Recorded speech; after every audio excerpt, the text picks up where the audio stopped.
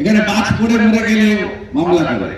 আর আমি বলে যাচ্ছি তুহিন বিশ্বাস বেটাকে, আপনি আর আপনার বাবা সৌম্যদীপ আর সৌম্যদীপের মা মমতা ব্যানার্জি কিচ্ছু করতে পারবেন না। আমি আপনাকে বলে গেলাম কিচ্ছু করতে পারবেন না।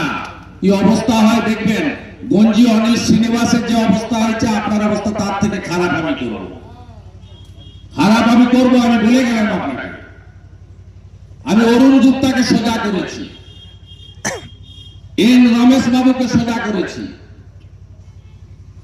17 জন আইপিএস কে সোজা করেছি। আর কি করবেন আপনারা? বুদ্ধবাবু 15 মাসে 7টা এসপি চেঞ্জ করেছিলেন।